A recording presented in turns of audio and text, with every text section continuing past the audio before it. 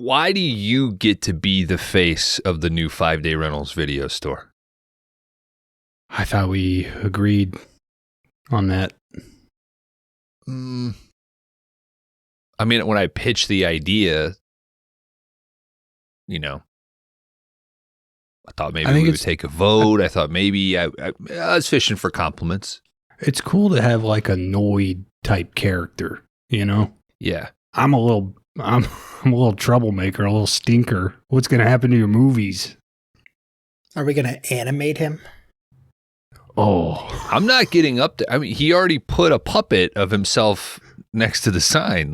Well, yeah. I mean, you got to bring the customers in. Not taking shifts, getting up there and animating him. You guys should, Dan, draw. No, wait. 64 frames. Smile. All right. That's very Noidish. I'm just putting it in Chat GP. No, don't do that. Draw it. Hand draw it, dude. Have you used this? It's badass. Yeah, No. It's Chat GP. It's less. It's 2/3 the Chat environmental GTP. impact.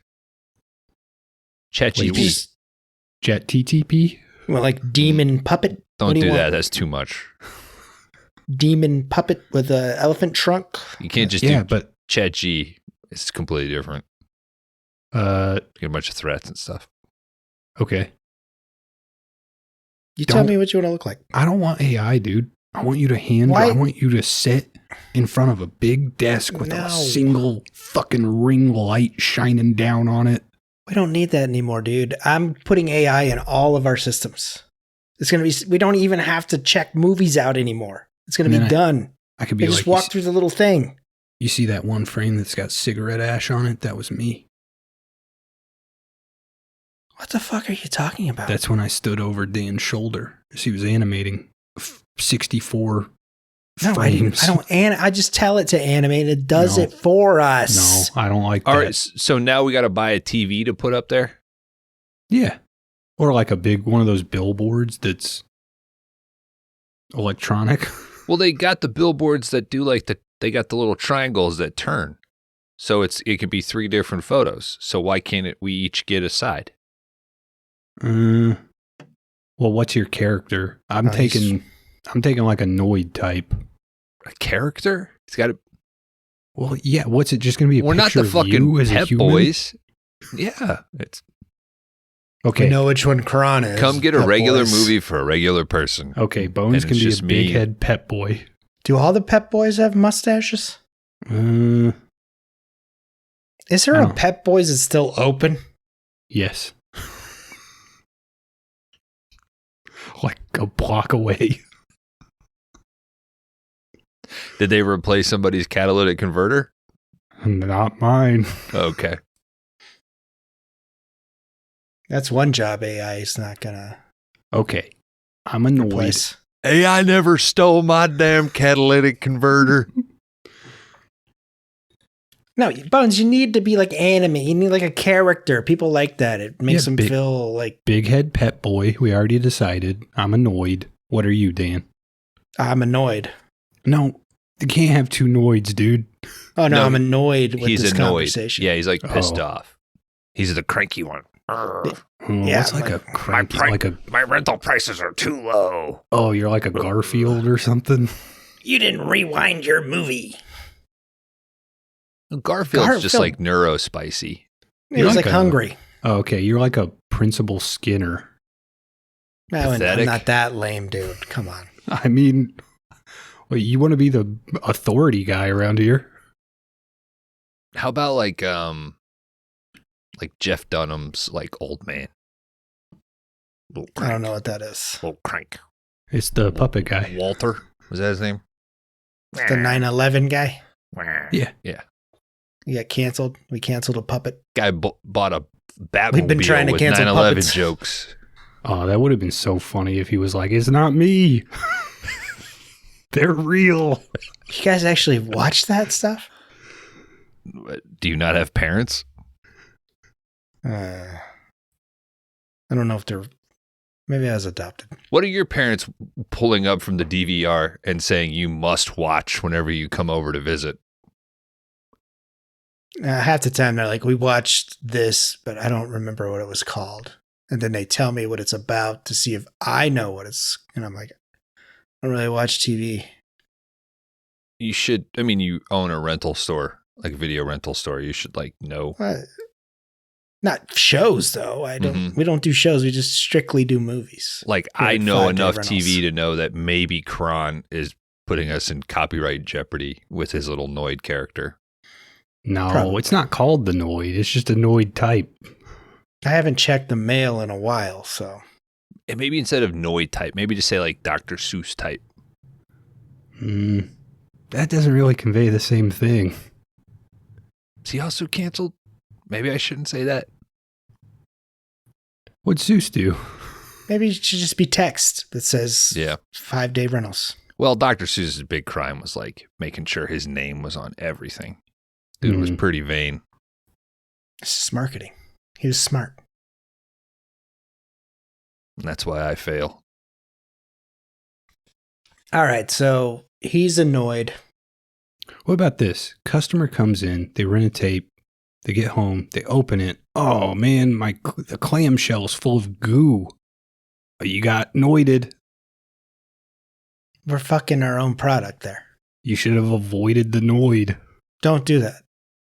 You'll be like, it's a promotion, and then it'll get out of control. No, it's a punishment. For us. You didn't avoid the noid. Then they'll be like, you messed up my VCR. That $3.99 is buried money, dude. It's gone. Sorry. Dan, ask ChatGPT what we should do for our marketing. Hey, ChatGPT, what? Oh, How so should it is we the full market version. Yeah. this video store? Great.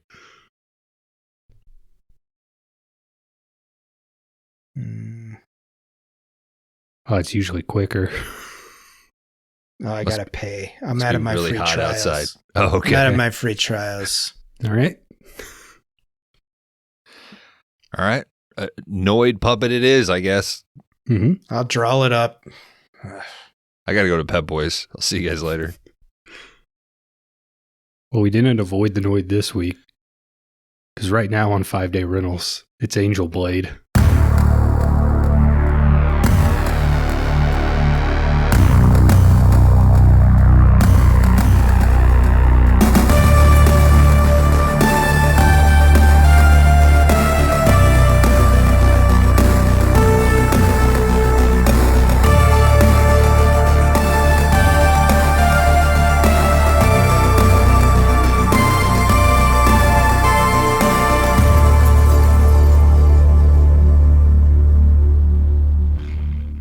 All right, welcome back, everybody, to the 5-Day Rentals podcast.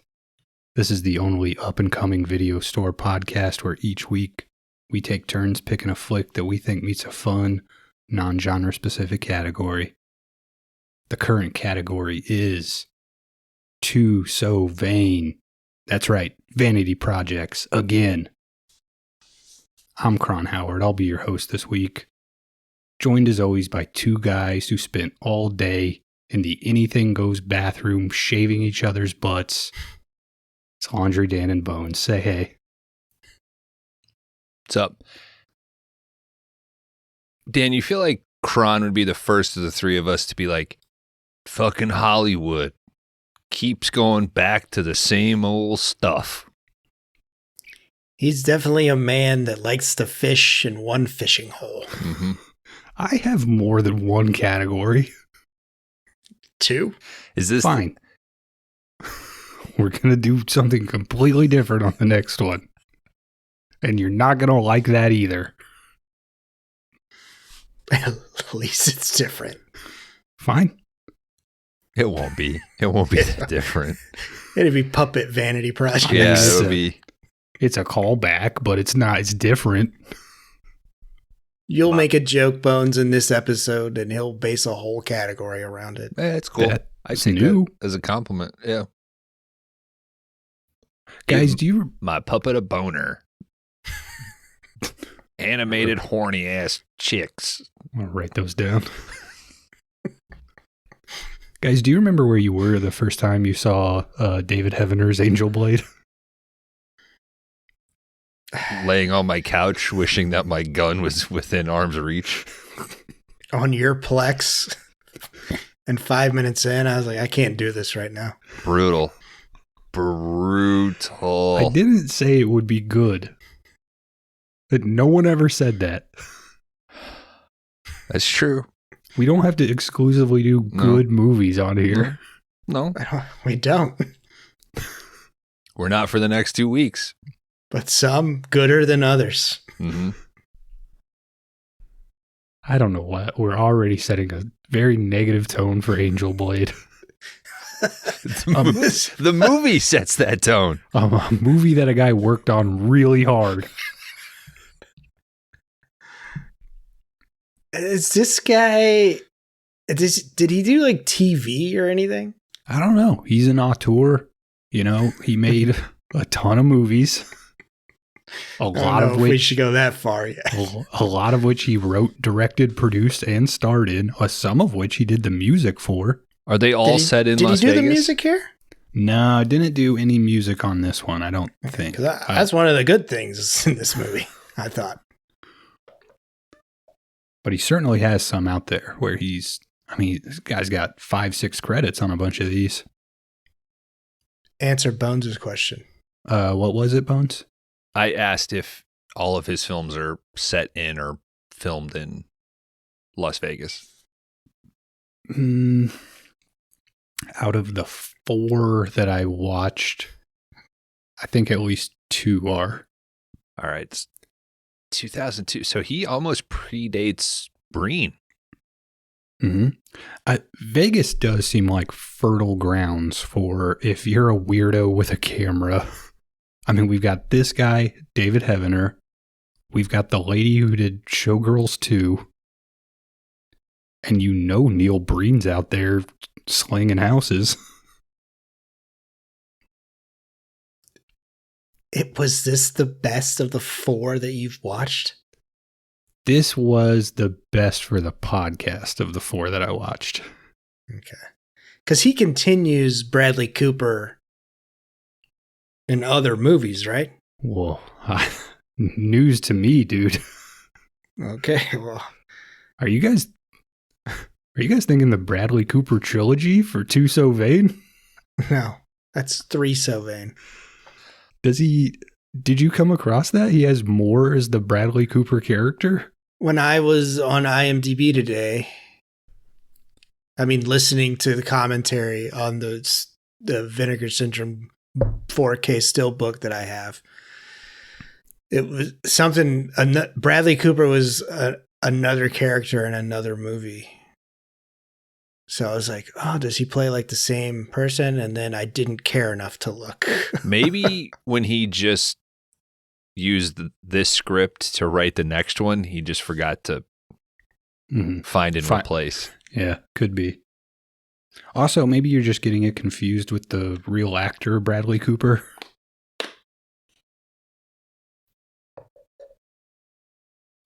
I know that we have to have a serious conversation again about intent. The Me Too movement? Yeah. Intent and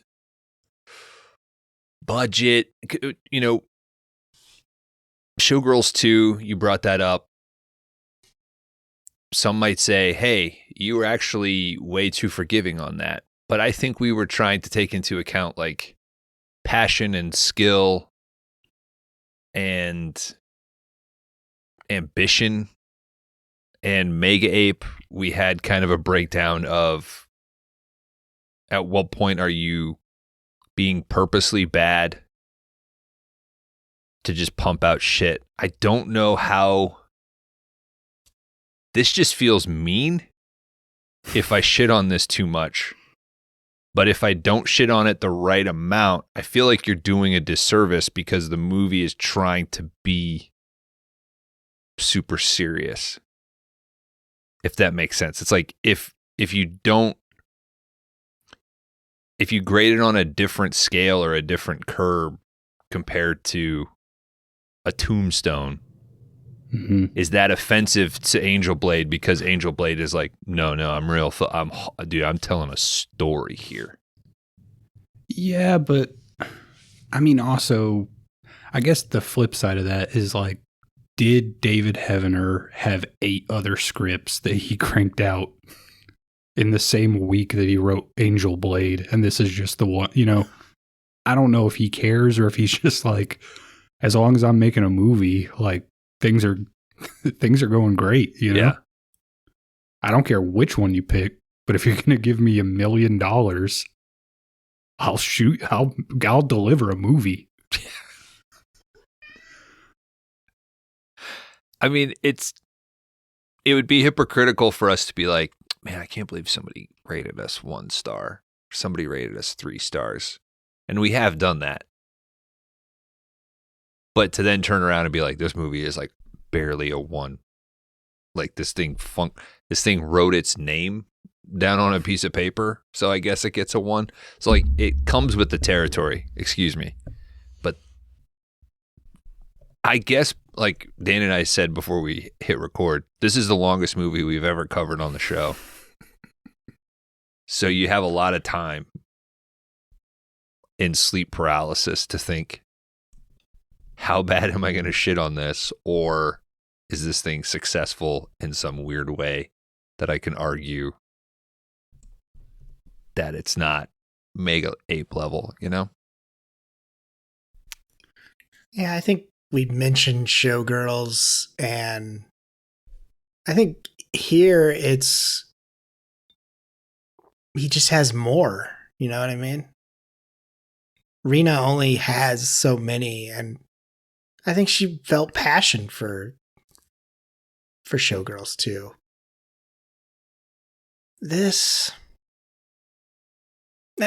Don't get me wrong. There's some good like detective writing, I think. The lines that they deliver. Some of them are decent. I did say the music was decent. I did think that. But I don't know. Yeah, there's just something like you wash your hands and they don't feel clean, and you wash them again and they don't feel clean. I don't know. Well, the soap's dirty at that point. I mean, I think there's got to be some passion here, though, right? Like at least from the guy who makes. At some point, I mean, this is 2002. This guy was making movies in the 80s. How is this 88? How is this 2002, homie? But at some point, somebody said, David, you're not very good at making movies. And he keeps going. There's obviously some passion of like, I've got stories to tell here. I will give him props that unlike Neil Breen, where he is, I'm the only person that can solve this. I'm the greatest person on the planet. He lets himself get beat up to a certain extent. Like he lets a woman shave his butt. Like he allows himself to be vulnerable. His butt was already shaved. Well, it's not the first take, Dan. She's got to practice. That was a full day. But she comes up on that blade at one point, and he's like, "Oh." He liked that. Yeah, there's no way this is first take because there's no way that man with that amount of chest hair has a baby smooth ass. Well, there's no way a guy writes, directs, and stars in a scene where his ass is shaved, where he's only doing that one time. That's something for that guy, right? Mm-hmm. The whole movie may be an excuse for that sequence. Yes, I think that was the first scene he wrote, and he figured out how to make a movie. How do you build out from that? Mm-hmm. I went all the way in, now I gotta go out. Mm-hmm. No, against the grain. No, I think he got halfway through this, and Diablos, if you want to go find this, if you got to contact Kron on our Discord to get this movie. I'll make it available. Hit me up. Hit me up. He woke up and he was like, I'm Norman Bates. That's right. That's how I'll end it. Yeah. I don't think he knew how to end it. Oh, he's doing some Perkins. I think he fancies himself that. I mean, at the end, it's, this is so fucking obvious. This is the deepest conversation anyone's ever had about this movie. It's deserved, dude. You know what? Shut the fuck up. Here's something that's not obvious. Why don't the two of you rate my Letterboxd? Did you calculate? You know what? I thought about that 5 minutes ago and I did not. So I will give you an update after the pee break. Okay. It's got to be hovering around a 2, I would think. 4.5. Yeah. I think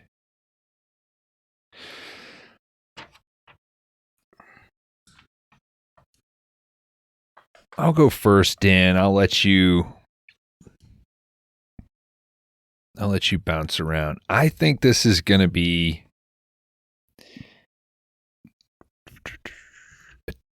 a 2.0 for Kron.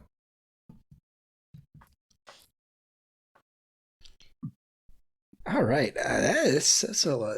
This one is weird because it's either he really liked that shaven butt scene. I think I'm going to go 3. Let's do a 3.0. All right. We will see what the ending score is. But until then, guys, this is Angel Blade from the year 2002.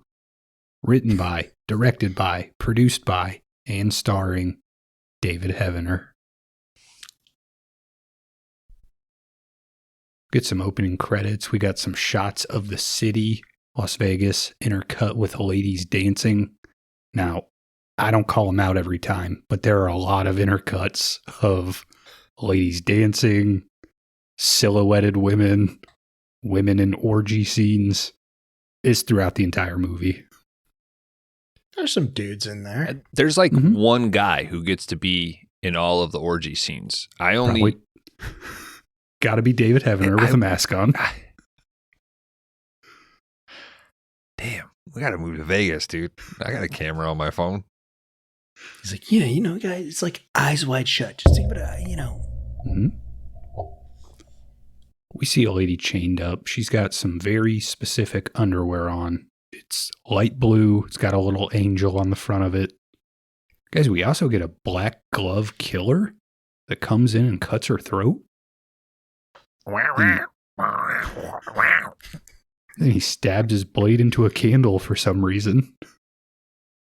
Is this a Giallo movie? No. I don't. No, it's not, because the ending.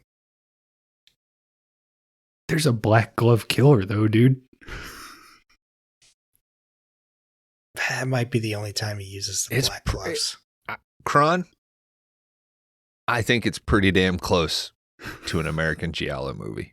Mm-hmm. Giallo freaks, you're missing one. I know how deep you like to go into that well. This kiddie pool. I mean, there's a lot of like bad Italian Giallo movies. So, Did Fulci ever let a fucking Rambo knife next to his butthole? How serious was he? That's true. We cut to present day. We see our hero, Detective Bradley Cooper, walking the streets of Nevada. Hey, what? That's his name. Was Bradley Cooper like in movies at this point? Yes. It's 2002. He's got to be in like The Lincoln Lawyer right now or some shit. I think he's in What Hot American Summer at least, right? Oh, that's true. All right, Bradley Cooper gets back to his crummy motel. Just as he's placing a single Budweiser in the fridge, he hears a footstep. He turns and attacks his intruder, but it turns out to be his old lieutenant, Paul. Hey, there's a pack of hot dogs in that refrigerator. I mean, what more do you need? You got 8 hot dogs, 1 beer. Probably another beer is what you need. Well, he gives Jackson a beer, doesn't he? Yeah, he gives Lieutenant Paul, the beer. And this is Las Vegas, a town known for being hot. But, it's hot. But made in 2000, where I would think AC technology had been figured out. I'm guessing maybe because they wanted to capture sound on the day. I don't know if there's a single sequence where our dude is just not fresh from the sauna. Mm-hmm. Yeah, it looks like they built this in a storage unit. And it's like, all right, let's get it over with. Well, they probably flipped the AC back on like between takes, but... Oh, like I do on P breaks? Mm-hmm. Okay. Cooper asked how'd you find me? Paul says it wasn't tough. Ask him when he's coming back. Cooper says, you suspended me, don't you remember? We get this crazy flashback here of Agent Bradley Cooper in a cop uniform, and there's just a guy in a suit that says, you were suspended with no pay. Hey, man, no further detail. That's Bull from Night Court.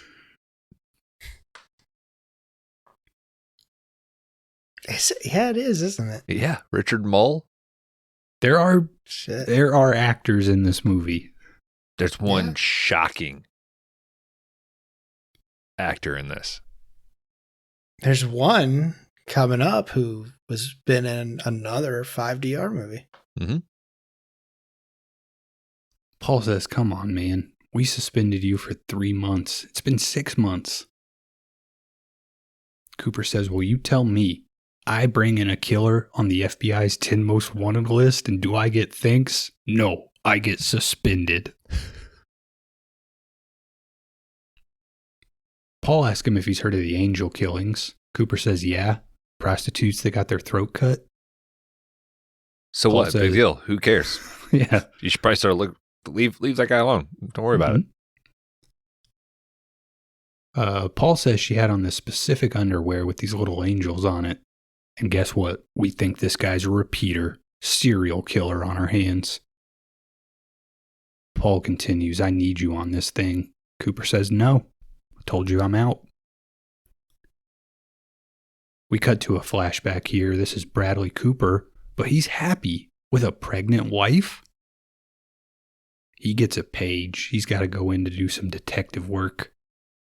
Then we get this incredible shot of just his wife waving, and she says, go. Yeah, a 1950s housewife. Mm-hmm. Well, to be fair, we never see him and her actually in a house. I think they might be homeless in the flashbacks. They are always outside. Specifically in this spot, right? Yeah, there's only one location they ever interact with each other. It looks like the top of a parking garage next to a housing development. It's his apartment. It's on top of his apartment. Mm-hmm. This is a pickup. And this is 2002. I cannot reiterate. It looks like early 90s Baywatch. Mm-hmm. Yes. Yes. Yeah, it looks great.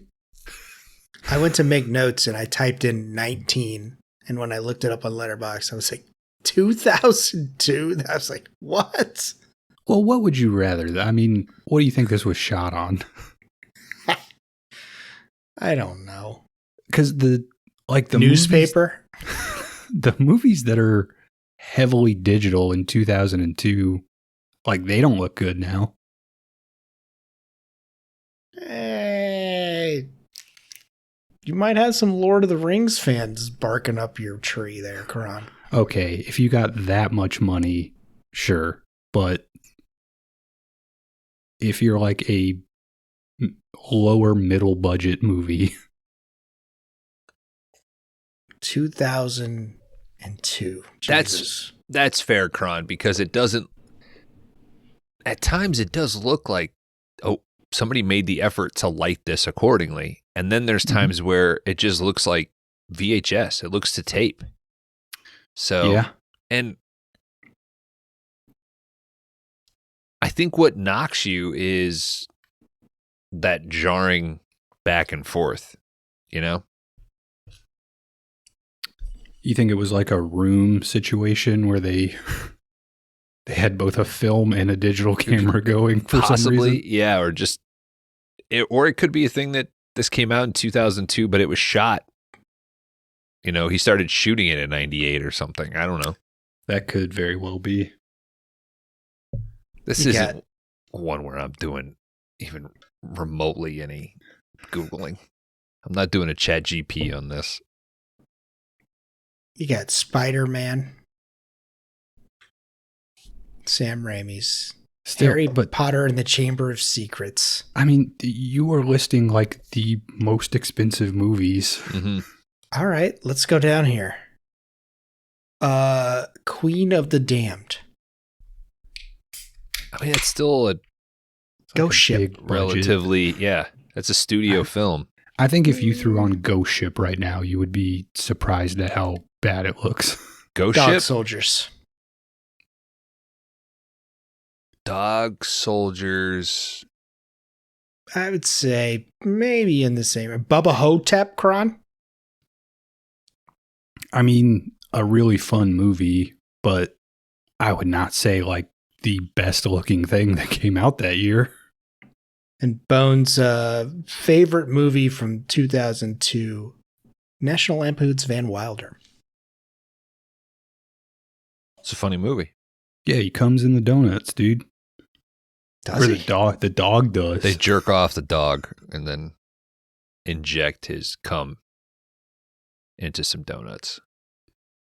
I went to the theater to see that, and I don't even remember that.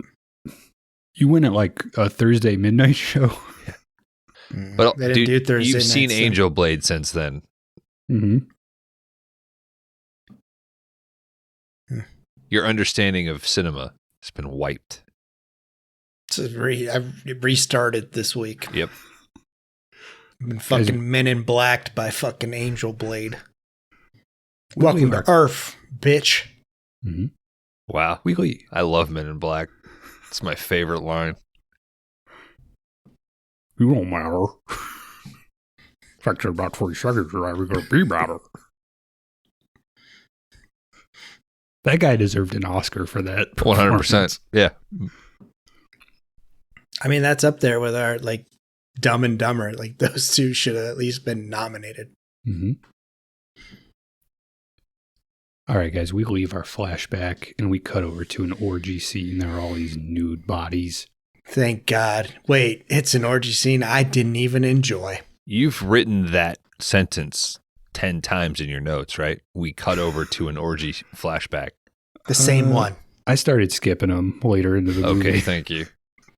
That's how bad it is, folks. He's skipping the orgy scenes. But I would encourage you to watch this movie so you can see them all. But guys, we also see a blade being dragged across a chain link fence. Whoa. It's more like a... I don't think it was chain link. It's like chicken rubles. wire. So I don't know what. Yeah, like fucking. I don't know. I think it's chain link. They had chain Why link am I arguing? budget, dude. Why am I bringing this up? You're right. It's chain link. We cut to Cooper in bed. He's wearing some very small black brief underwear. Arguing with Jennifer Lawrence. You guys doing briefs? You think you could be a briefs guy? Like a high cut? Not anymore. No way. Doesn't feel good. You guys make fun of me for how complicated my socks are. My underwear game is also amplified. How much money are you spending on underwear a year? Oh, there's like a butthole tube on your underwear? Yeah, where else are you going to stick your knife? I don't want you cutting them every time. I need to get off. I had no shaving tonight. I told you that. Cooper's watching TV in bed. They're interviewing Paul. Paul says there's been another killing. They believe the angel killer has struck again. You're only here at I've been home the whole time. I've been home the whole time. I don't know why you're calling me. Jesus. What were you going to say, Dan? Sorry. This is the interview with Jackson and the news reporter? Yes. Jesus. That happens like right after when he meets him. All right, I'm sorry. I didn't pull us off topic to talk about chicken wire versus chain link. It's the longest movie ever. One is like a hexagon that's twisted. Can cut you. Mm-hmm. Which one? Chicken wire. I never got cut on chicken wire. And I've stolen a ton of eggs, dude. Do you swallow them whole? Well, yeah. And then you throw them up when you get home. Holy shit, dude. You're the notorious rattlesnake? It's the perfect crime. We got a rooster in my neighborhood. I'm about to shoot that motherfucking thing. It's just... I walk outside, it goes off. Well, you have a game warden on speed dial, right? Got another one for you. He's like, you hold it, I'll shoot it.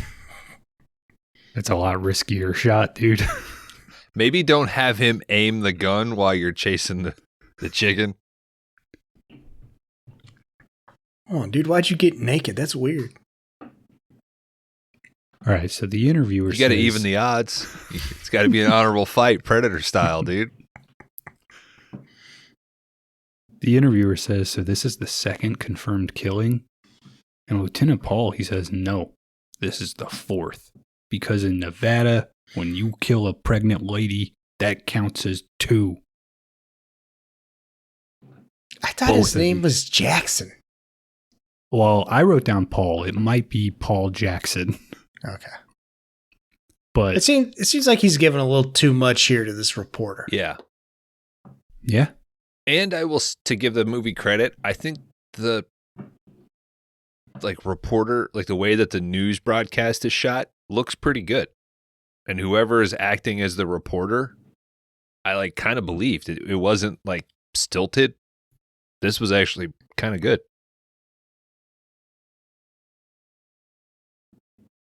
You think the reporter was like, hey, this, that's okay. This beats covering the court case of the guy who was burying puppets out in the woods. Gotta be. Is that in Vegas? That was so soggy and shit. Nah, she moved though. Because of that case. Mm-hmm. Haunts her to this day. She's like, Jesus, I'm not good at this. Guys, Bradley Cooper can't believe what he's seeing because he goes and grabs his gun. It's time to put it into this. Just take the pill already, dude, and do math. Fuck. He walks back into the station. He sees Paul with this guy, Shanks. All right, Shanks was the guy who suspended him in the flashback we saw earlier. Right. They kind of have a heated back and forth here. Paul and Cooper go to meet and discuss the case. Paul thinks Cooper should go run down this lead on Dr. Martin Geitz. He's a social worker and author, and both of the dead prostitutes had visited him recently. If you're listening to this, these names don't match. Shanks, Geitz, just... That's background noise for you. We're gonna use a name later to identify a character, and you'll know exactly who we're talking about. Don't worry. We cut to Cooper, and he's at Geit's book signing. Geitz starts to autograph Cooper's book, but Cooper slid some crime scene Polaroids in the back of it, and they fall out. It's Beastmaster. You think he gives himself away here? What? That he's a cop? No. You know what I mean. No, he would have had you like think those were his personals? You're only saying that because you saw the end of the movie. Yeah, but on my second viewing, I'm like, You watched this twice? You poor son of a bitch. Yeah, I'd say this much. It kind of makes a little more, it's kind of easier, I think, the second time around. I won't say it makes more sense, but. This is like the Sixth Sense for Dan. Or maybe I just get too into it and I'm like, are those just personal Polaroids?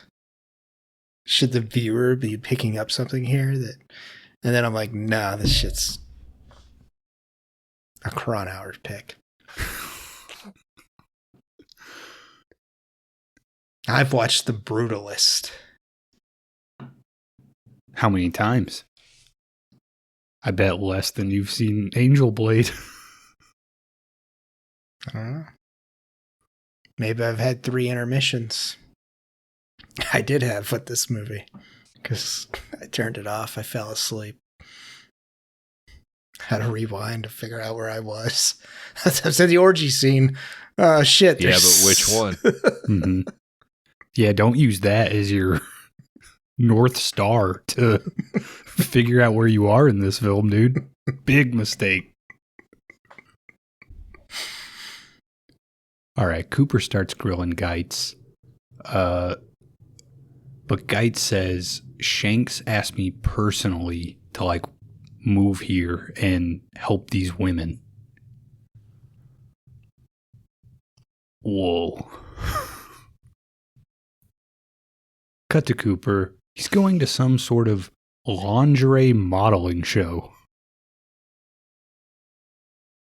Now, you think that's crazy when you get to this scene, but after the 3rd or 4th time it pops up in the movie, you think it's completely normal. It happens once a week, I guess. Is this like a distributor supplier? Like, is this lingerie trade show? Yeah, I had that question too. Like, do they watch the women strip and then they go buy it? Like, I think they watch the women, they decide what they want to buy at the show. But how are you going to, I mean, there's got to be a few guys that are just coming in to watch, you know? Right. Oh, okay. So like let's say I need I'm trying to see what would work on my wife.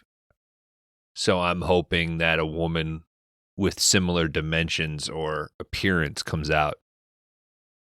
And what's a good thing that looks on her? Or are these like businessmen that are like, oh, I want 50 units of these angel thongs in New Jersey? I think it's supposed to be more of that. Like, okay. These guys are ordering 500 units of, you know. So you got a 5 action there. Mm-hmm. Huh? Well, you probably get the full size range, you know. You got a triple G in that one. Huh? Sir, are you wearing that? No. Say she'd be a bad girl. Wouldn't be a problem if I did, though, would it? I got cold-hard American cash. I can wear what I want. Cash speaks. You shut up. This is Vegas in 1997. I mean 2002. We can do what we want. I don't have a flip phone. I have the first iPhone. I still get my DVDs by mail. Go ahead. The iPhone is revolutionary.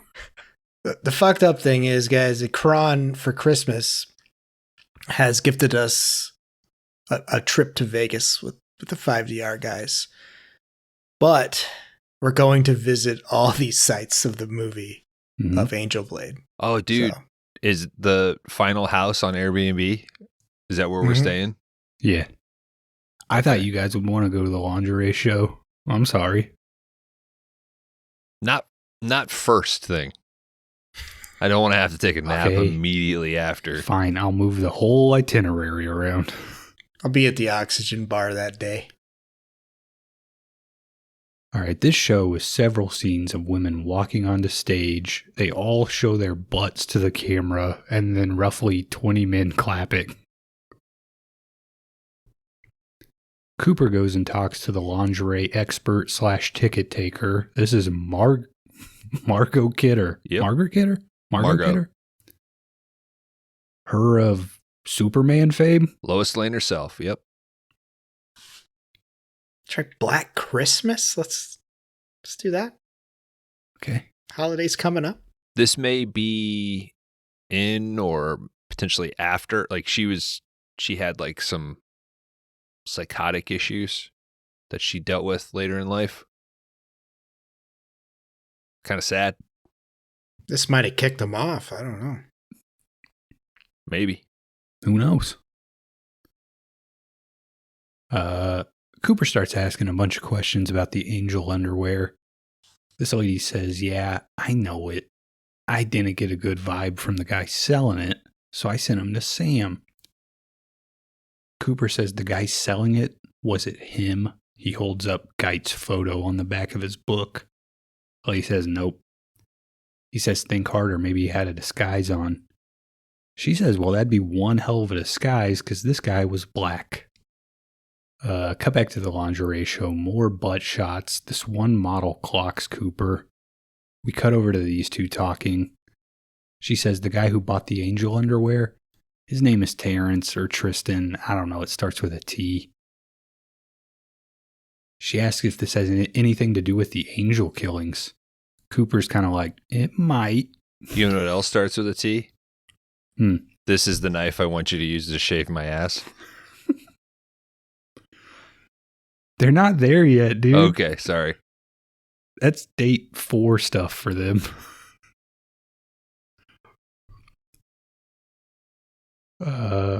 We get some. I don't know if I could handle a girl like her. God.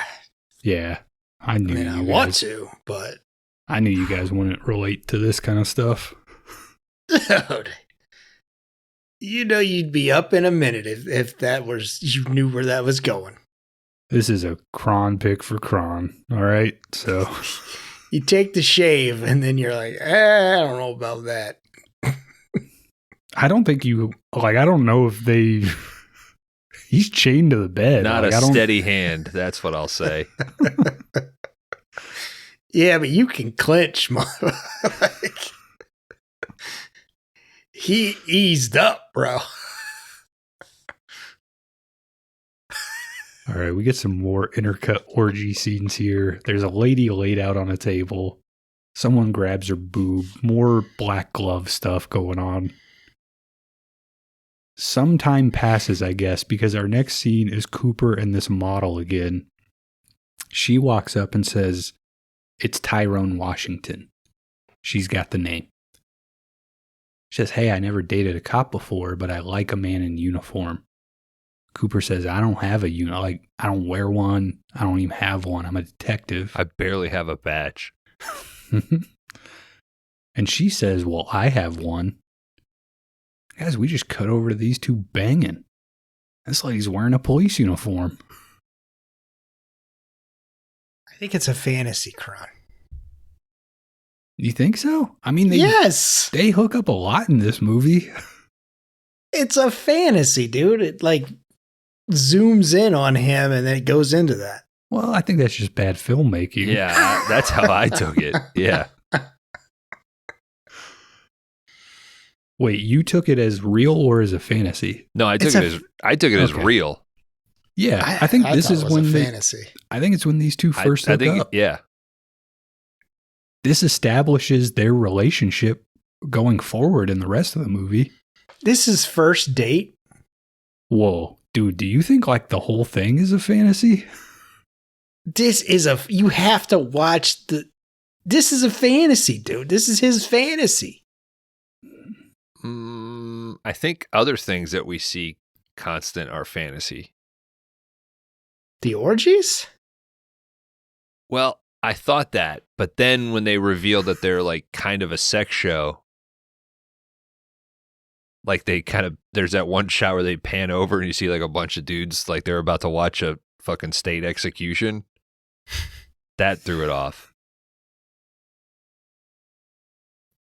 Can I just say, if I must be the most vanilla dude on the planet, because none of this I would say is like, oh, that's fantasy, man. Some guys think that. I guess I'm just real fucking Charlie Brown, Mayberry, plain as hell compared to this shit. Why would she have a like? No, I mean, she works as a lingerie model. Like it's not that big of a stretch to be like, I've got the lingerie, I got the nurse outfit, and hot lady cop. You know what I mean? Yeah, she may do like bachelor parties. Mm-hmm. but they just met. She's like, let's go to the bathroom and I'll dress up as a cop. I think there's some time that like that's the day and the sex scene is the night. Oh, I didn't take it as that. I took it as like, hold on, and she went and changed and then fucked him in the bathroom right after. That could be too. She blows him and then kisses him. Uh-huh. A snowball? Mm-hmm. I don't know if he finished. You know, ladies always say guys should be making more noises like during sex. This guy, he's... Oh, yeah. He gets into it. He goes for it, dude. I don't want the fucking, was it the Planet Fitness lunk alarm to go off, you know?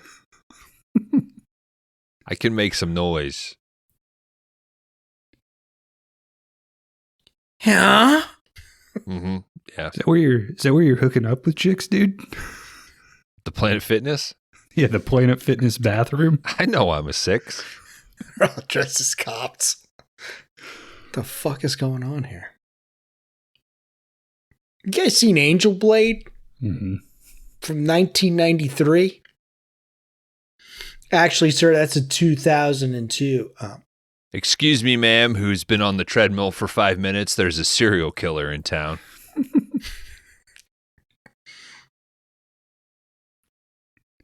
Guys, we cut to Cooper doing some detective work. For some reason, he can't even view Tyrone's file. And guess who this guy's caseworker is? Dr. Geitz. Oh, shit, I can't break this fucking Word document. Yeah, dude, it's password protected. What do you want to try? Every single word that exists? What do you want him to do? Play Scream 2 to unlock it? That's 360, 5D Army. Cooper arrives at Geit's house to see what's up. He picks the lock, starts snooping around. Our buddy Kyle here, who likes to pretend to smoke in rooms because he's never had a cigarette in his life, it looks like. Avengement is what he was in as well. Oh, I kind of wrote him out of my notes. Okay. And, Completely unnecessary. yeah. No, there's some like shade thrown on him later that maybe he might be the killer. Oh, scene at the apartment. Yeah. Yeah, that's wild. Getting his fucking broiled steak out of the oven. Yeah. It looked like 2 hamburger patties that he... All right, this guy's snooping around. He finds the doc's briefcase. It's full of tapes and a recorder. One is labeled Tyrone Washington. Cooper pops this in, and on the tape, Geitz describes Tyrone showed up with some scratches on his face. Thinks Tyrone is starting to mix sex with violence. Tyrone just happens to call at the exact same time and leaves a message. He's like, it happened again. I tried to count to 10, but I hit her. On 3 or some shit. Like he gives the number that he lost it. I think he also ends the message with like, I'd like to come over to your house and see you.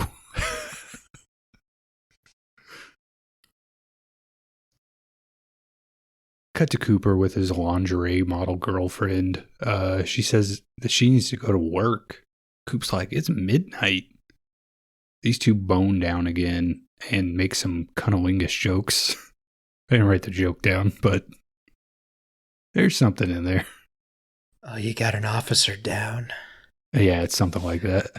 Yeah, this is not a movie that supports the thin blue line there.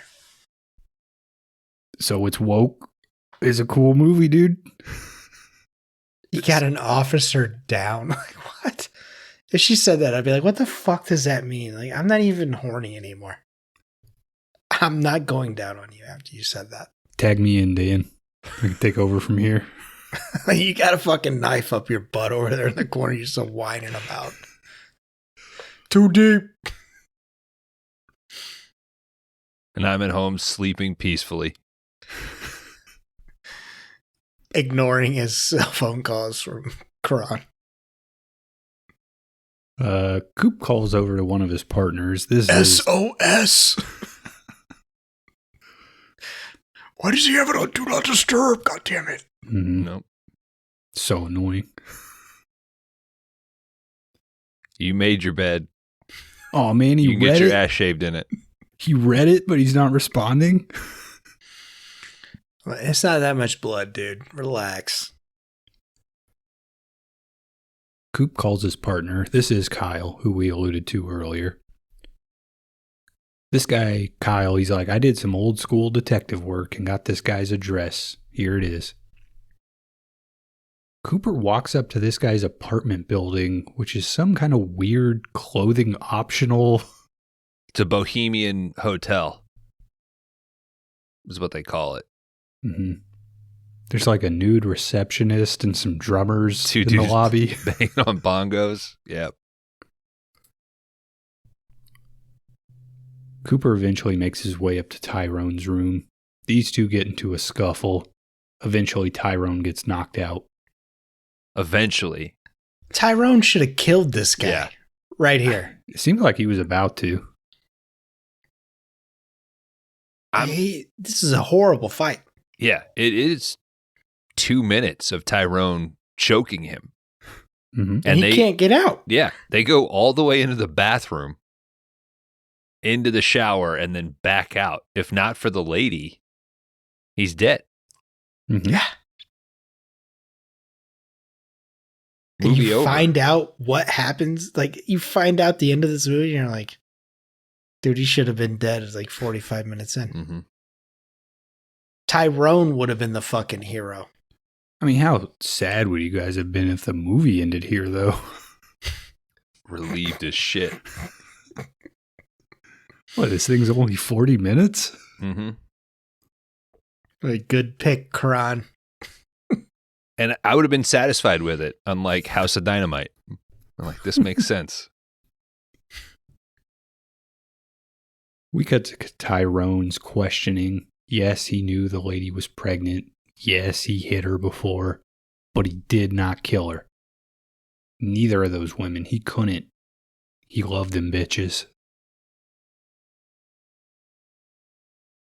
Coop throws down a pair of angel underwear as evidence. He's like, you ever seen these before? Tyrone says, yeah. He bought a shitload of them. But some guy paid him to do that. Yeah, on your mother. Mm-hmm. Everyone in this scene is super fucking sweaty. Bones kind of talked about this earlier, but it's really noticeable in this interrogation. I'm telling you, man. They fucking rented 6 storage units. Might be. And that was all the interiors. When you know it, Dr. Geitz shows up. I guess he claims some kind of social worker client privileges. Dr. Geitz says you have to release him. I'll take him into custody. So is he working with Las Vegas PD? It seems like Shanks, who's the guy that's kind of in charge in the whole department, has hired Geitz to be on payroll social worker. Okay, so this is a full eclipse minus the whole monster dog stuff, you know. Yeah. All yeah. right. That's a good way to think about it. They basically tell him you gotta let Tyrone go because he is cooperating as an informant in another case. Geitz gets right up to Cooper's face. They are Like, if you put your hand as close to your face without touching it as possible, that's how close they are in these scenes. He says, Geitz tells him, I read your file, and I heard you had your own dealings with a pregnant woman, your wife. Guys, we get the greatest scene in this movie. It's flashback time again. Coop's dumb as shit wife fancies herself a photographer. And she, their house is this kind of, New Mexico, Las Vegas type thing where there are, on the outside of the house, exposed beams, like the little ends of them. She steps out onto one of those, loses her footing, and then just falls to her death. 9 months pregnant. What was she even trying to take a photo of? There's no way anybody would ever let a 9 month pregnant lady on a roof. Like, there's no good scenario to be doing any of this shit not pregnant. Yeah. Did they find the baby across the street? Like it just shot out whenever she... Baby's in the coffee shop.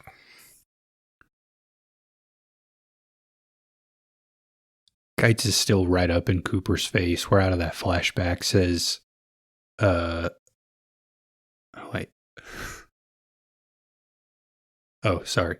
Cut over to Coop. He's going into Shank's office. Shanks tells him, just stay out of this investigation, all right? Don't fuck with me again, or it'll be even worse than last time.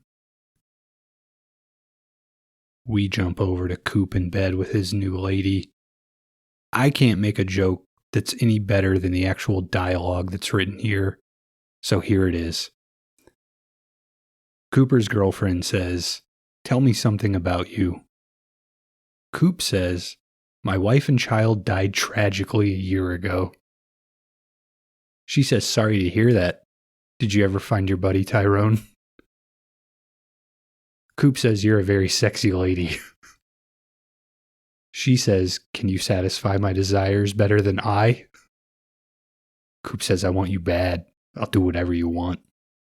She says, give me your soul.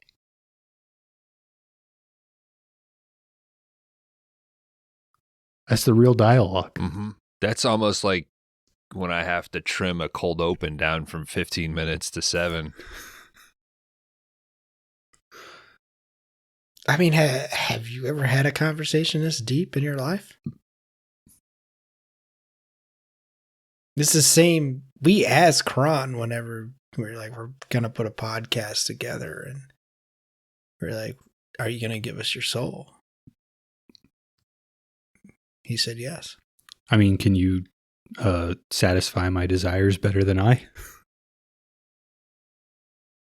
I mean, you give me the knife, buddy. Tell me. So that explains the can of Barbasol that Amazon dropped off at my house today. Mm-hmm. The Rambo knife got delayed, so it should be coming in on next Sunday. I sent Dan the knife and you the shaving cream. Hope you can figure out your roles from there. Thank God I'm the shaver. I'm spraying it from across the bed. You're not getting no lather. You have to lather, dude. All right, these two have sex again. There's a part here where this lady simulates oral on Coop, and it looks like his soul is being sucked out of his body. And guys, I think it's time for us to take our own wieners out, because it's a pee break.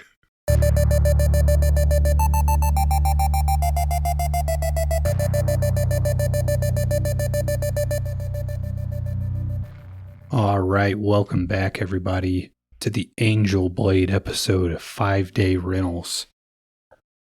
I did, on our break, calculate the average Letterboxd score based on 64 total ratings on the platform. This thing would be setting at a 2.18.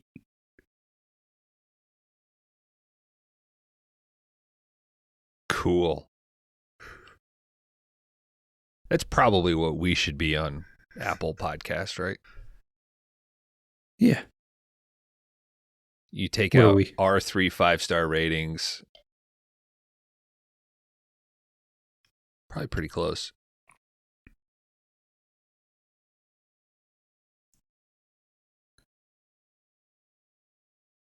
All right, guys. Gaps like that really don't help. Kron, you got like a John Deere tractor just hanging out behind you? It's like a little action figure that's down there.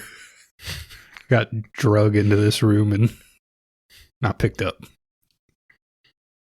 I'll get it tomorrow when I'm working up here. They picking up that kettlebell yet? Nah. I don't She's think like, that kettlebell ain't been picked up in 3 years. hey, bro. man. Fuck you. You got to pick it up to vacuum behind it. Mm-hmm. Pick it up and say, God damn, this thing's pretty heavy. It's like this guitar over here. All right, I'll move the kettlebell for the next record. I don't need that kind of heat coming at me. All right, during this sex scene, this lady picks up a knife. After Coop busts, this lady says some dumb shit about sex and pain. She places the knife, like the tip of it. Would it be on- so dumb if she had a CD sticking out of her head? You'd be like, No. oh, this makes sense. Yeah, it's fucking cool, dude. Sexist shit, dude. Head full of nails, say whatever you want. Mm-hmm. Female, some stupid ass shit. I mean, it is dumb in the movie. It's kind of dumb in Hellraiser, too. It's very Like, dumb, yeah. They just show up and they're like, so we're angels or demons. All right. Watch our penis wall spin around. I would rather do a Sister Act mini box set before we did Hellraiser.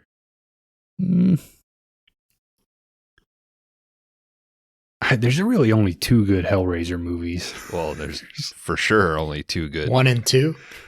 Yeah. 3, you get CD. That's fun.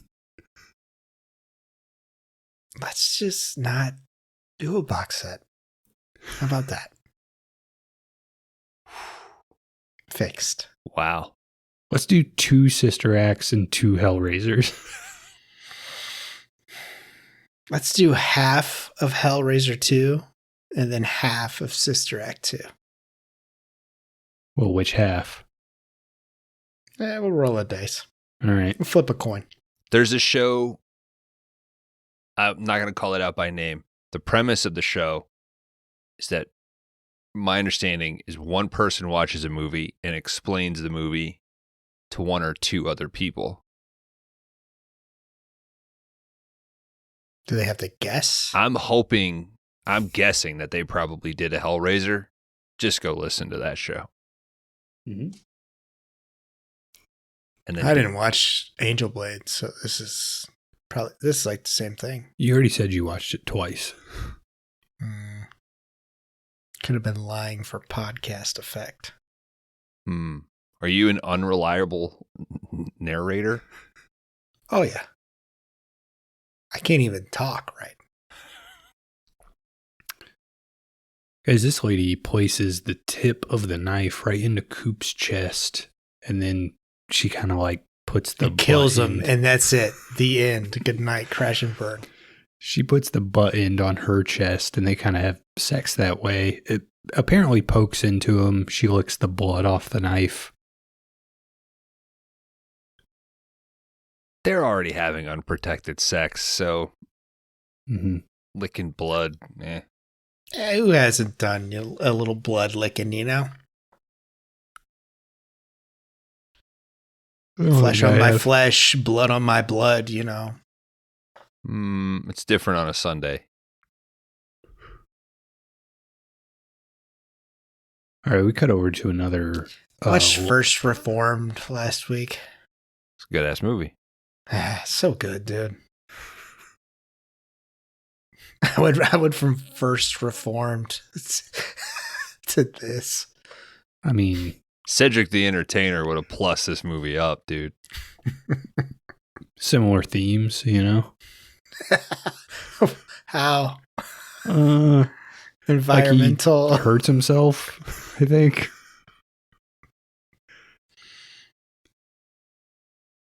We get over to another lingerie modeling show. We get more butt shots. The camera focuses on this new character, someone we've never seen before. He's watching, he's smoking, and guys, he's wearing black gloves. He catches this dancer backstage, hands her a wad of cash, and he's like, "Oh, you're so beautiful." Margot Kidder's locking up for the night, but she hears some Does kind of he weird think noise. you just buy, you make the order with the model? I think so. He's a bit confused. Mhm. He's an old man. I need a few boxes of these in Idaho. Mm-hmm. And I heard Idaho. Margot Kidder grabs a dollar store flashlight and starts investigating. Does she have She to even- tap it a few times? Yeah. It's a hunk of plastic Mhm. with like one little click button on it. It's not a good movie flashlight scene unless they got a, oh fuck. Tap, tap, tap. She's walking around all over the place. Eventually, she gets cut down by our gloved killer.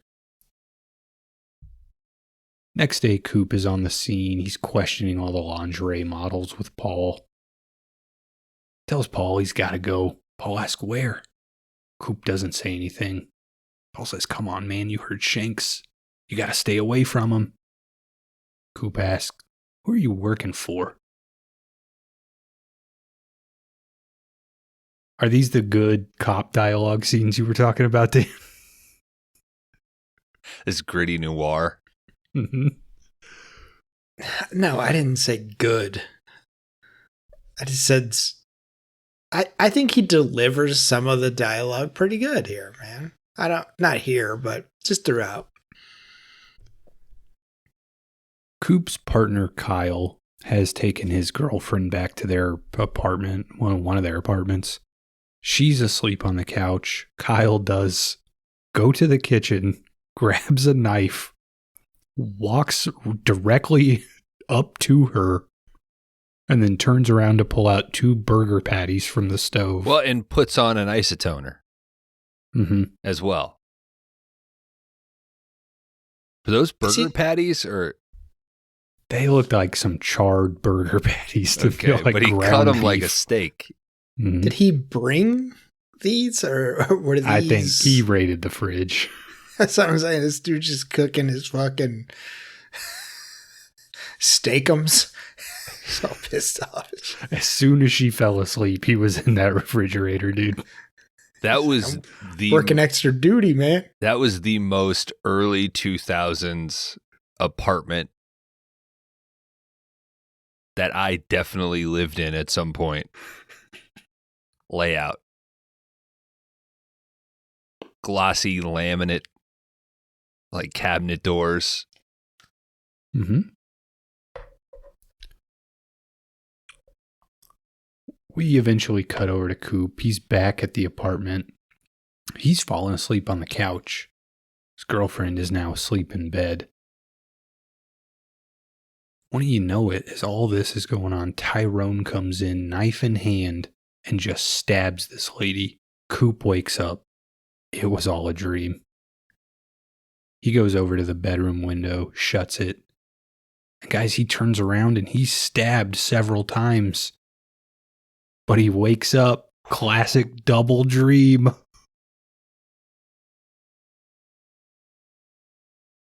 What else? I was trying to think what else we had a double dream. Was it the cell? Raising Cain kind of has. I mean, yeah, that's true. it has one. Now, what do Not- we... Oh, sorry. I was just going to say, not even kind of. Raising Cain has a double dream. Now, Dan, having watched this twice and opinions on what is and what isn't fantasy, is this part of a psychosis potentially? Do we think that maybe these are scenarios like maybe somebody is brainstorming? What do you mean by who's brainstorming here? Do we think maybe that Cooper is thinking of scenarios on situations that he could stop or create? I think that we kind of see our character is starting to show a little bit of cracks. Psychosis is coming on.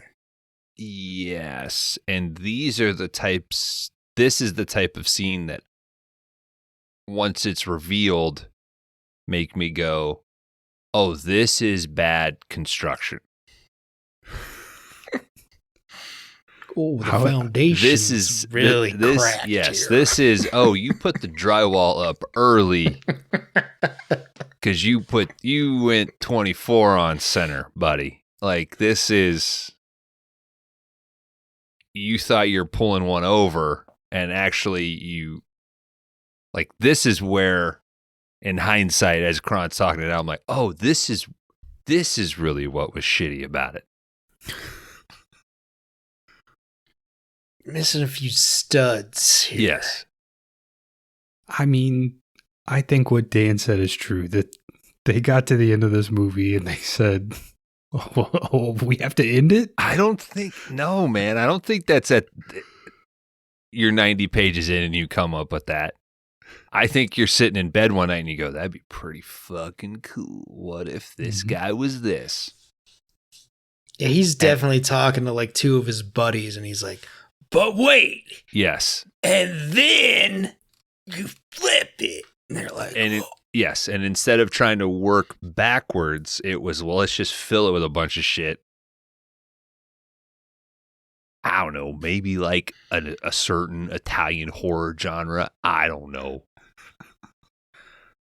All right, you convinced me. Here's my $3,000. And we'll see you in 6 months for another cleaning, huh? All right, guys. The Sam Raimi method. Mm-hmm. Yeah, get every dentist in town to pony up a few bucks. All right, guys. It's the next morning. Coop wakes up in bed. His lady, just wearing an apron, comes in to give him breakfast. Guys, she handcuffs him to the bed. She puts on some black gloves. Having done this, I could tell you that it would be nice if your buddies said thank you. not again. I cooked you sausage. I haven't cooked meat Thursday in 10 years. Again already? Yeah.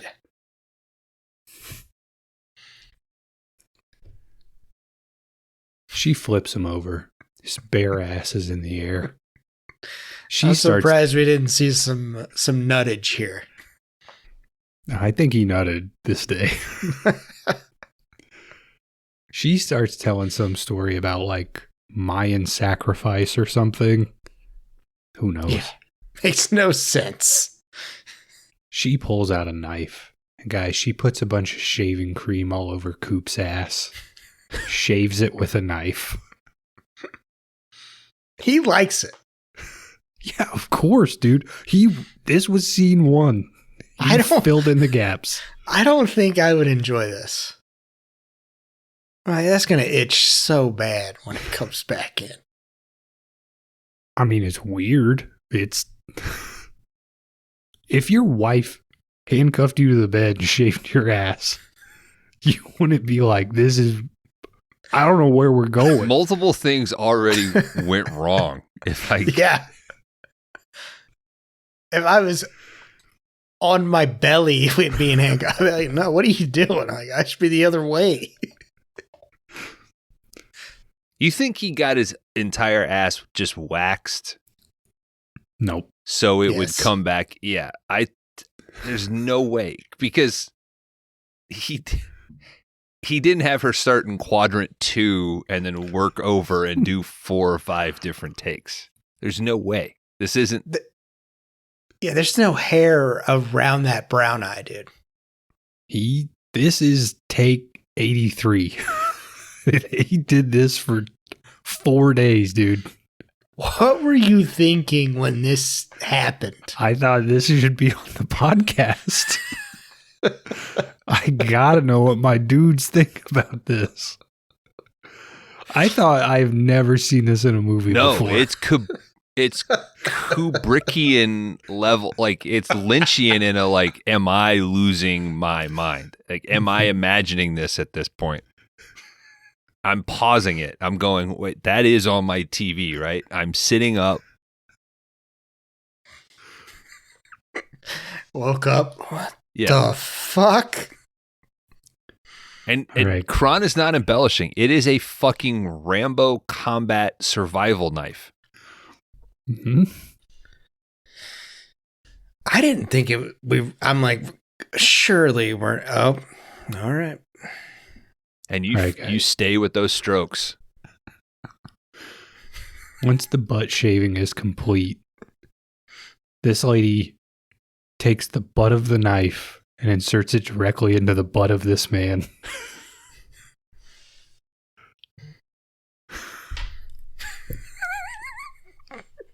I see that Dan has screen captured this image. Yep. Just make it the cover art for the episode. Who gives a shit? Yeah, who cares? anymore? Nobody, let's get we're not demonetized. I thought about flipping it upside down, and I was like, I don't know if that'd make it inconspicuous or not. Were you guys blown away when you saw this? This is surprising. This is weird to see in a movie. It might be the weirdest thing we've had on the show. I was trying to think. I'm like, have we had anything else inserted up somebody's ass? Surely. And I was like, surely. we had to have. But I was like, maybe not. Well, the monsters in Deep Rising. Yeah. I feel like those tentacles went up some butts. Mm-hmm. But we didn't we weren't with it the whole time. Is he a genius? I don't know. I mean, this is kind of what Tuso Vane's all about. So a few weeks ago, we talked about a possible mattress that had a titty ditch in it for women to allow their, breasts to rest in. I feel like we should have also talked about the boner hole for stomach sleepers. Mm-hmm. That's me, dude. I sleep on my stomach. Well, you leave that Barbasol out and you're just hoping. Yeah, put it on my wife's end table. Maybe tonight, I say to myself. You think this was the thing where I'm sure they're still going through the Me Too complaints for this movie from all the ladies, but you think this was the thing that got them to believe in this guy? He's like, no, I'm gonna take a Rambo knife up my own ass, and they're like, okay, this guy is a visionary. Oh, like how Verhoeven would strip down nude during nude scenes to be like, if you're doing it, I'm doing it. So the fact that he was like, listen, I've got to play Cooper because I've got to show my crew that I'm going to put it all on the line for them. Mm-hmm. Yeah, his crew of him hitting record on the camera and one boom operator. Do you think anybody in the real Bradley Cooper's team has ever brought this to his attention? He's like, I don't know. I mean, we got to make this disappear, guys. There's only 64 ratings on Letterboxd. I don't know if this has permeated the culture enough to. Let's get it up, 5D Army. You know your job. This is the sort of thing where if I wrote for Kimmel, I would be like, oh, he's here to promote Maestro. I can finally bring this up. Mm-hmm. Here's the one question. All right. After this scene wraps up, we get a bunch of intercut stuff here. There's BDSM. There's Cooper and his girl banging. We finally end with them in bed. She starts crying and says, I'm starting to have feelings for you. please don't hurt me, okay? If I'm not marrying the woman that's putting a Rambo knife up my ass. You either got to marry her or kill her at that point. Yeah. Like, you got to kill her with the knife while it's in your ass. Mm-hmm. We cut over to Paul at the station. He gets a call from Geit's number, but it's Tyrone. And he's screaming about he's going to kill this lady. We jump over to Paul and Count Coop to arriving. 10. Mm-hmm. Call me back. Try to get past 3. It's going to my answering machine from 1993. We cut to Paul and Coop arriving at Geit's house to investigate. Eventually, they find Shanks upstairs. His throat is slit. No sign of Tyrone or Geit's. Paul gets a call, rushes to the hospital. It's Margot Kidder. She's still alive. We see Paul hold up a photo, and she just shakes her head yes. Coop's girlfriend, her name is Samantha. I think this might be the first time they actually say it in the movie.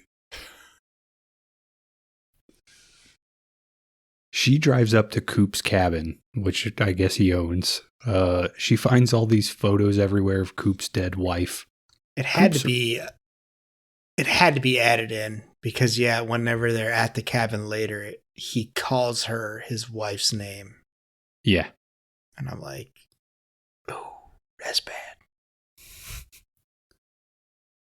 Coop also I've arrives. called so many women so many different names. They get over it. Coop arrives and spooks her. You want me to do what with that knife? Mm-hmm. Come on, just shave my ass. It's not weird.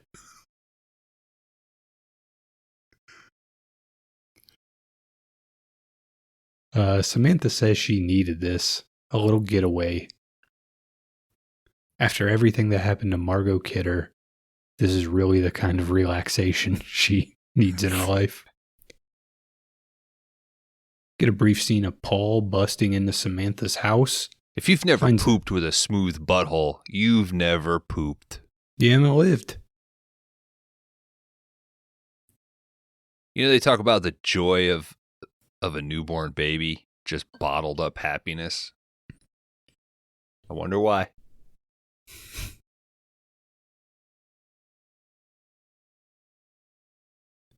We get a brief scene of Paul busting into Samantha's house. He finds a note and a $20 bill. It says, going to a friend's cabin in the mountains. The calligraphy on this note, I don't know if you guys noticed it. It's fucking wild. Like, if a Japanese girl did this on Instagram, it'd have 20,000 likes. I say, when I seen it, I was like, this is medieval text, or what the fuck is this? You know, girls always got such nice handwriting. It had the little square around the first letter with like roses and shit. Is this a Princess Bride? Yeah, is this a fucking word? What is it? Columbo's going to read this note to me? That's a T. My handwriting looks like somebody hit my hand with a hammer right before I started. Mine, like when I leave a note for my wife, it looks like I'm getting my ass shaved for the first time. Yeah, beautiful handwriting. You do. Mm-hmm. You got pretty good handwriting. Do you know why? No. Well, if there's any parents out there, when I was a child growing up, when I got in trouble, I wrote sentences. I don't know why I said it that slow. Well, because it takes a long time to write out sentences. Yeah. 500, 300, 200. You know. So, yeah, that's why I got good handwriting. Damn. That's cool. I got hit. Yeah. And that's what I do in my house. I had to do labor. I did all that too. And got hit. Back at the cabin. Bring it back. Let's do it. Paul goes for a kiss, but he knocks into Samantha's wine glass. He says, "Oh, I'm so sorry, Susan. There's a bathroom back there. You can take a shower." Wait, what?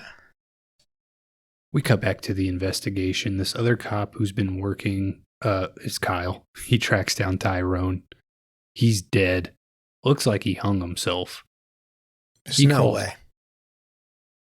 There's no way that little fucking shower curtain rod. Yeah, is keeping that dude up.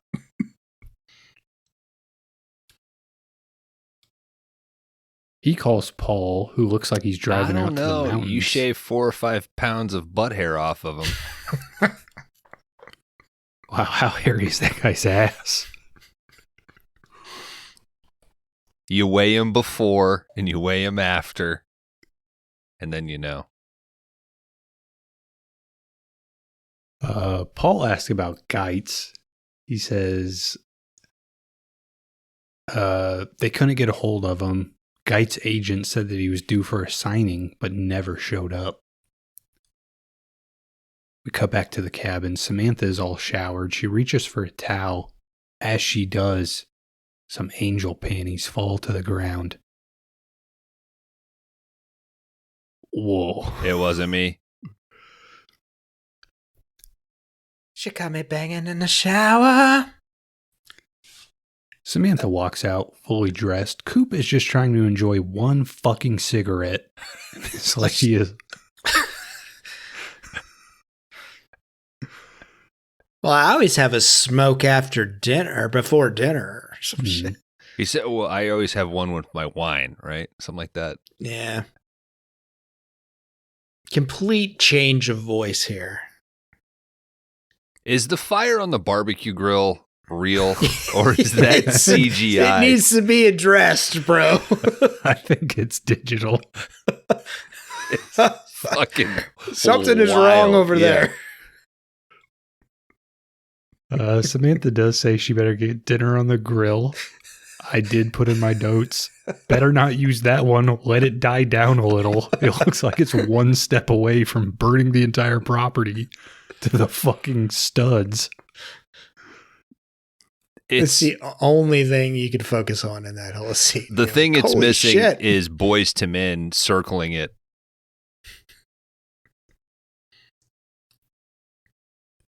Samantha picks up New Jack City reference. All right. Samantha picks up a knife. Coop grabs it from her. Should we do New Jack City? That's an awesome fucking movie, man. I mean, we did Angel Blade. I've thrown it around because I love it. And I was like, I don't know for the right guys to do that movie. I don't think I've ever seen it. Really? Yeah. I'll smack you like You would fucking G money. I'd be shocked if you didn't love it. I mean, did the guy who directed it have a cameo? You could slot it in here if he did. Fuck Who's yeah. the guy that directed that? We might have just talked about him a few weeks ago. Yep. I might have brought it up earlier, Kron. Kubrick did that? No, I wish. he's a plumber sometimes. He gets rocks out of your tubes. He might have some Wolverine claws. Oh yeah. Okay. He might be the same guy that's playing the psychiatrist here or whoever that works for the LVPD. Might have been another one that worked for the LAPD. Okay. Full eclipse. Mario Van Peebles. There you go. We got there. Jesus Christ. It took you longer than to go through this movie. Samantha picks up a knife. Coop instantly grabs it from her, and he says, I almost forgot. I do all the cooking at the cabin. Samantha starts freaking out. She's checking all the doors and windows. Everything is locked. She eventually finds an open door, but guys, it's a nursery. It's half nursery and half the room where women are chained up and killed. Samantha tries the phone. It's dead, not even connected. She eventually finds an upstairs room, some kind of attic access that's got like 5 trap doors across it. She hides in there. Coop's in the house now. He hears some crying and goes to check on a non-existent baby. He says, "Night-night. Daddy loves you." This looks like the same house like the girl from Long Legs lived in. Mm-hmm. Probably like a real famous scene, like that weird house in Body Double.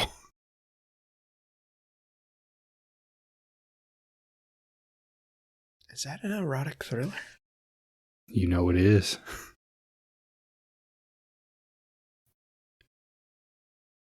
Coop continues through the house. He throws on some black gloves, grabs a knife. He's doing a bunch of like, "Where are you, honey?" Wait, The why? baby? He's the killer, dude. Whoa.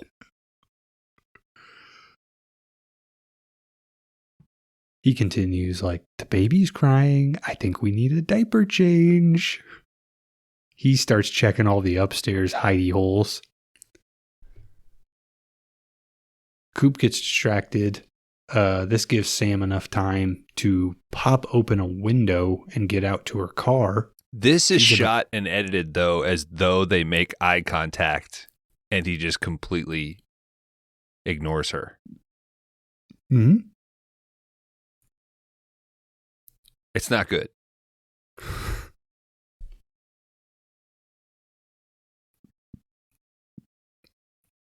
All right, 1 vote, not good. Dan. Yeah, it is a little weird because she kind of comes out of the, like her hand comes out and she like looks afterward. Yeah, it's kind of weird. I agree with Bones. Not good. Fair enough. She's able to get to her car. She's about to start it, but Coop pops up in the back. He says, "You going for a ride, honey?" She jumps out, takes off on foot. As she's running, she passes Geit's dead body. She continues as Coop follows her, knife in hand. How fitting that the Beastmaster is hanging up in the barn.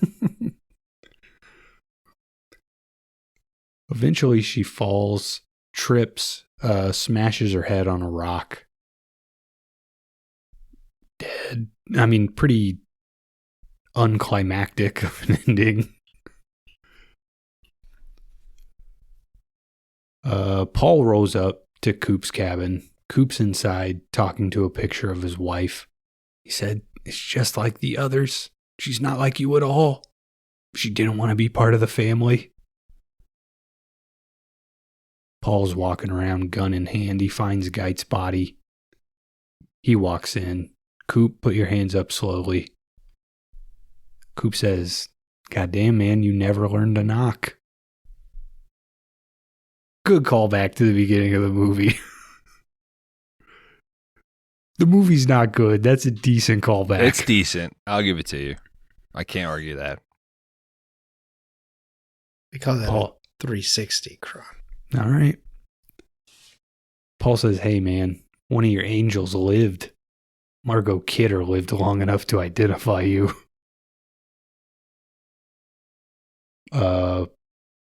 Paul does all the heavy lifting here in this scene. He's like, "You almost pulled it off. This is some real Scooby-Doo logic." He's like, "You tied Tyrone to Geitz to the girls to Shank.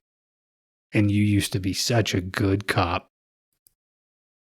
Coop fires back, "I am a good cop, not like the others. I'm not like you. All those people seeking power. You didn't even read Geit's book. The level 2s, the ones that can't redeem themselves. That's you. That's Shanks." Coop starts to leave. Paul says, "I can't let you go." We only see the outside of the cabin now and hear several gunshots. In VO, Susie, who's Coop's wife, says, "Don't leave us." Coop says, "I could never leave you, honey." We roll the credits, guys. That was Angel Blade from the year 2002. Written by, directed by, produced by, and starring David Heavener. Dan, hit me with the mountains of research that I'm sure exist for this movie. It released the 10th of February of the year 2002. You heard that correct. According to IMDb, this had a budget of $2 million. Not sure why. We didn't know the box office. At the cinema that month, you could catch Arnold's last attempt at being a successful actor with Collateral Damage. You could also catch the remake of Rollerball with all the B characters from American Pie. And you could also catch Frankie Muniz in Big Fat Liar. Shitty week, dude. I'd be watching Angel Blade. The film was cut to avoid an NC-17 rating. And I don't know if you recognized her tits, gentlemen, but this was the debut of Coco Austin. Does anybody know who she is? Is it the lady that plays Samantha? It's Ice-T's wife. It's Ice-T's okay. wife. I think she's in the orgy. She's one of the ladies laying down. So I think that's kind of what I could see. You can see everything if you're interested in Coco Austin. I think the lady who plays Samantha, she went on to have like a decently, successful career. I know I read it earlier, but she's like a regular on one of those. It's not Law and Order, but it's something Like in that vein. NCIS or a CSI or something. Yeah. But yeah, that's all I got. There was another one where he was talking about how great she was with. He discovered her and how easy it was for her to do nudity and shit. And I was like, I don't need that. But yeah, that's it. That's all I got. So to avoid the NC-17, did they cut the scene down to shaving just the one butt cheek? Was that the compromise? I was gonna. There was probably a close up of that that knife blade or the handle going directly into the hole that he had to cut out, or the blade pulsing, the sphincter sort of reacting. Break my box. All right, let's call it a 2.18. Let's do a 2.2. Okay. Dan, I locked Kron in at a 2.0. You locked him in at a 3.0. Dan, I'm going to give you a 1.5.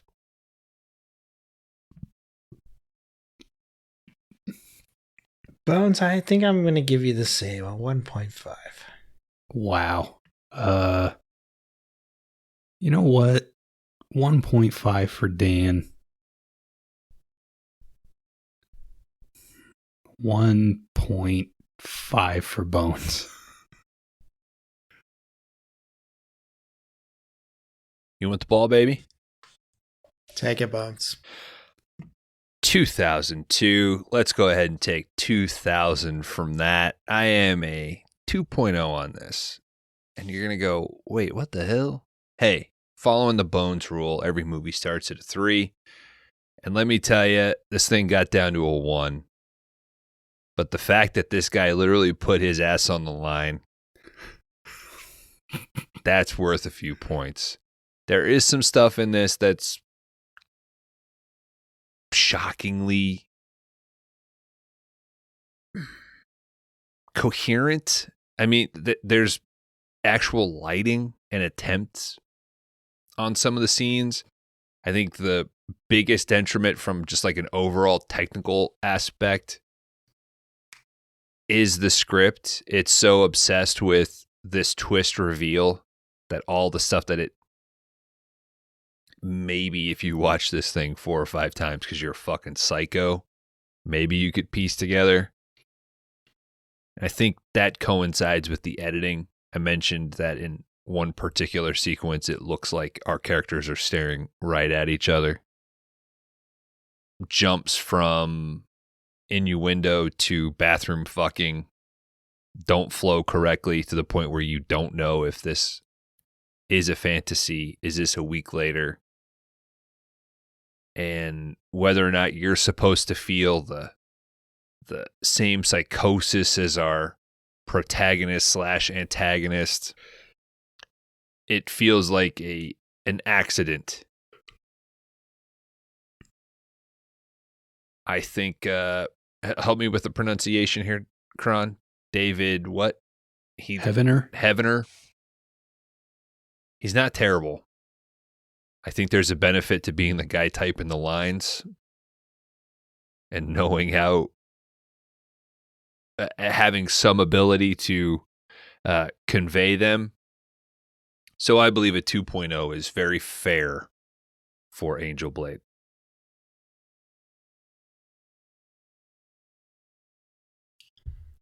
Angel Blade 2002, David Heavener. I think he does show that he has some passion a little bit. I'm curious to see, I mean, not really to see the other stuff, but I guess if I'm forced to watch the other stuff, which I probably will be knowing Kron Howard, this is a well that he will go back to see those other films and see how they play out. But like I said, I feel like the guy cares about it. I think him being the kind of Norman Bates there character at the end is what I was like, man, he's pretty good at being like this little like psychopathy kind of dude that hears the baby and shit like that. I was like, so I'd like to see maybe more of that.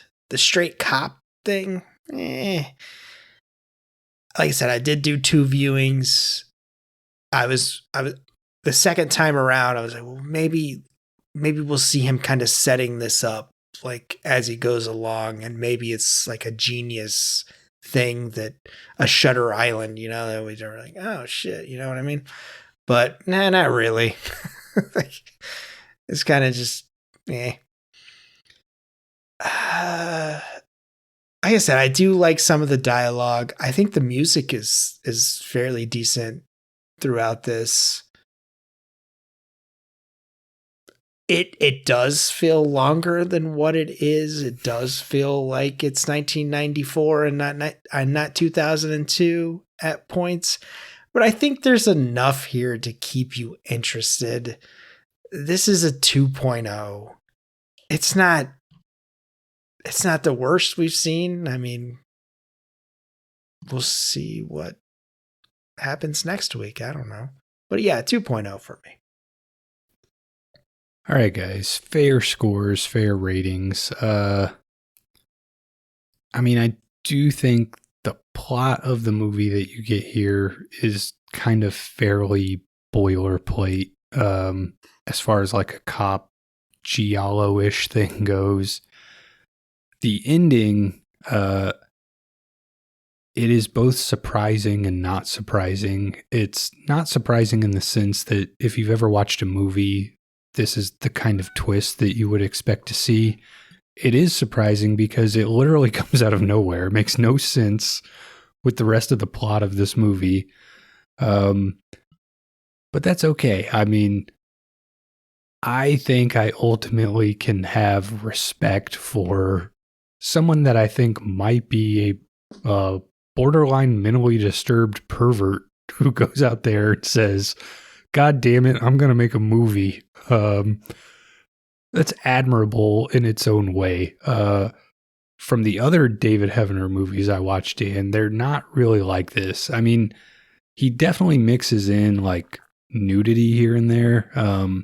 Like that's kind of a staple of his films. But like some of the other ones are a lot more of like a typical low budget action movie, you know? So this one definitely, as I watched these, felt like the biggest swing. And there was just something about it that I'm not arguing it's good because it's not good. But there's just some weird entertainment to, seeing things you've never seen committed to a movie before. Like, it's at least novel, it's different. You definitely get a sense of like, this guy's out there, man. This movie never quite reaches like the level of Tommy Wiseau or Neil Breen. I kind of wished it did, because I feel like it would have gotten some more legs as far as like cult status goes. But I don't know, man. This thing's been rated 64 times on Letterboxd. Like, I think it deserves a little bit more play than that, at least. It's a unique movie. You definitely can feel the vanity project aspect of this coming from one guy. I'm going to split your guesses. This is a 2.5 for Kron.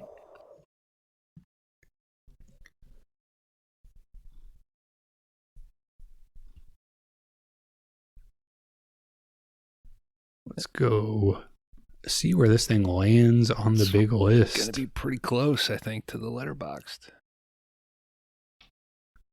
Guys, Angel Blade would have an average score from the three of us of 2.17. This would end up at number 156 on the big list. This would currently be right below Masterminds and one above Abraxas. Sorry, Bones. I must find Secundus. I mean, it's so not fair.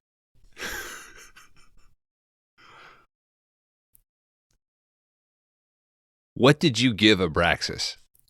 Me? Yeah. 1.5. What did I give it? Dan also gave it a 1.5. Bones gave it a 3.5. Yeah. That charm that you were talking about, that there's something to Angel Blade where you're like, I don't know what it is. Like, I'm drawn to that. I don't think that outweighs the fun of a Masterminds or a Abraxas. But that's fun. That's what the rating system's for. And I know I own the bottom half of the list. And I'll be good and goddamn if I'm not going to stay in my goddamn lane. Kron, Dan, and I both got a 0.5 rate my Letterboxd. I mean, Bones, are you ready? And Kron, don't take this as like this isn't a dick measuring contest to who can pick the worst movie. But I can't have Mega Ape be my worst movie. Because Mega Ape is fun. And I opened this show with a discussion about feeling bad about talking shit about people with passion, who I do not feel bad talking shit about are white Christian men who like to play up the fact that they are somehow some silent majority or silent minority, and they are actually the ones that are suffering now. All this to say, we are going to be watching next week a film called 2025, The World Enslaved by a Virus. It is written and directed by and starring Simon and Joshua Wesley, who are German Christian pastors. After sitting and suffering through this movie, I did a little bit of research. It turns out these are absolute vile people. So what I want to do is I want to pick something that gives us absolutely free reign to blast somebody for their shitty ass beliefs. In a post-apocalyptic world brought on by the coronavirus, communism runs rampant, meetings are forbidden, and Christianity is illegal. A band of young believers launch an underground revolution to reunite Christians and regain freedom from their oppressive superiors. This is available on Tubi.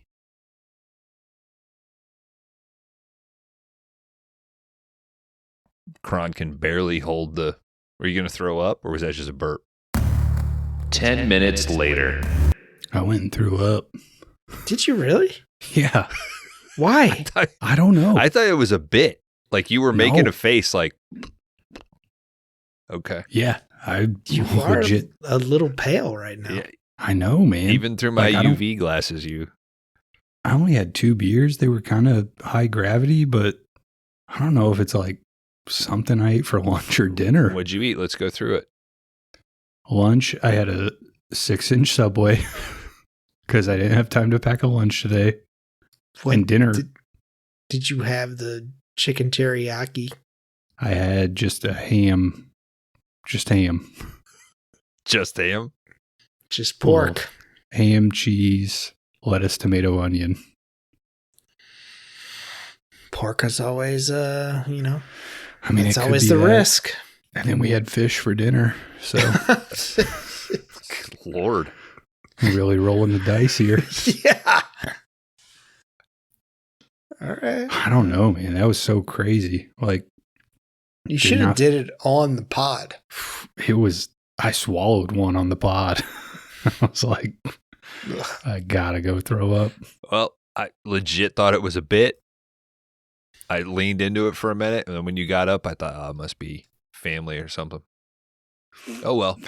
That was fucking weird. Like, I didn't feel bad through the entire record, and then it was just out of nowhere. Like, it's fucked. Hey, after throwing up an Impossible Whopper an hour after getting off that Substitute 2 record, never again. It was just like one shot, too, and then I was like, all right, that's done. I feel better now. I mean, in a way, your body's working, right? Yeah. Hopefully it's because you've never gotten the virus that enslaved the world in 2025. Yeah, never took the shot, dude. All right. Let's close the show so Kron can go wash his mouth out. Yeah, brush my teeth. Mm-hmm. All right. Come back next week to... I thought we were after the record already. No, that's all on there, baby. To So Vain. From Laundry Dan for Kron Howard, I'm Bones. Let's get out of here. Crash and burn. Crash and burn. Crash and burn. Don't vomit.